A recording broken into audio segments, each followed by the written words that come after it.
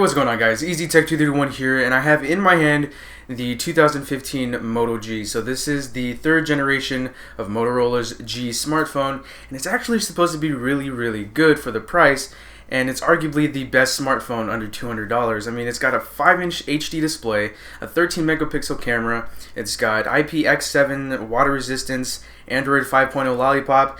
I mean, it's supposed to be really good, but yeah, let's go ahead and get to the unboxing. So I have here the baseline model of the Moto G, and this one comes with 8 gigabytes of built-in storage, but you can expand that to 32 gigs if you'd like via micro SD cards. So like I said, this is a budget smartphone, so this is not going to be your high-end device. As we do an unboxing, you've got to put the phone off to the side and get to the rest of the box. So this isn't going to be the best phone that you ever use. It is $179 off contract, so we have to take that into consideration when we're reviewing it. So this is a little readme thing here, so pretty much things we never really pay attention to. We all know how it goes. Safe, smart, protected. So we got probably some warranty information in there, and just another card in there. So just all the manuals that we never really pay attention to. So let's go ahead and put the box off to the side, and here is our power cord, micro USB, and it is built in, so it's all one piece, no detachable wall warts or anything like that. So that's what we have there. But let's go ahead and get to the Moto G itself. So 5-inch HD display with Corning Gorilla Glass. It actually feels really nice in the hand for a phone that's less than $200. Feels really good in the hand. We have 4G LTE capabilities, a 5 megapixel camera here on the front, and a 13 megapixel here on the back with LED flash. And of course we have the typical Motorola design language, that little dimple on the back.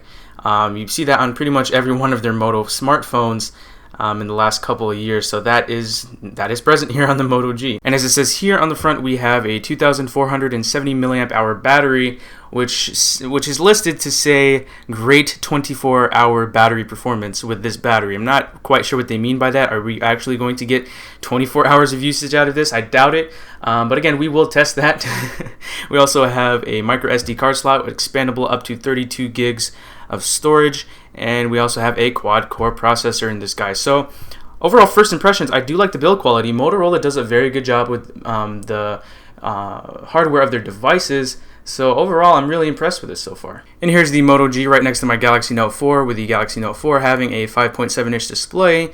So this is a size comparison for you guys, so you can kind of get an idea of how big the Moto G is. So let's go ahead and take a look at some of the ports this guy has. We have the headphone jack all the way at the top, right in the middle, so that is a very interesting placement there. We have our power button right here. It is textured, so you can tell the difference between this and the volume rockers, which is nice, and there is the volume rocker there. Here's our micro USB port, so that's where we're going to plug it in to charge it, and on the left hand side there is nothing. Alright, so let's go ahead and peel off the screen cling here, see if we can do that, and oh yeah, we all love that. Alright, so let's go ahead and power on the device using the power button on the right hand side. I'm just going to hold it down, and there we go, Android with the Motorola logo and a vibration.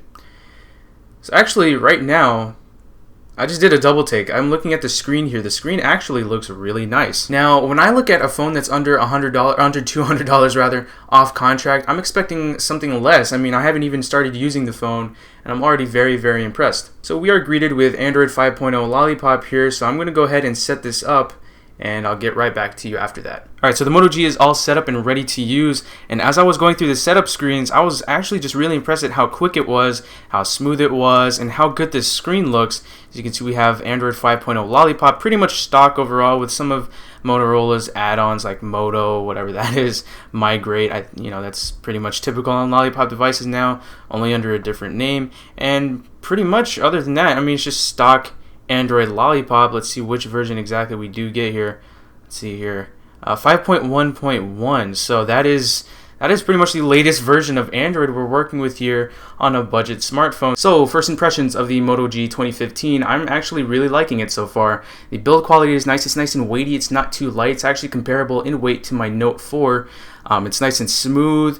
Animations are nice and quick. and the screen actually looks pretty good for a phone that's less than $200. There, I said it again.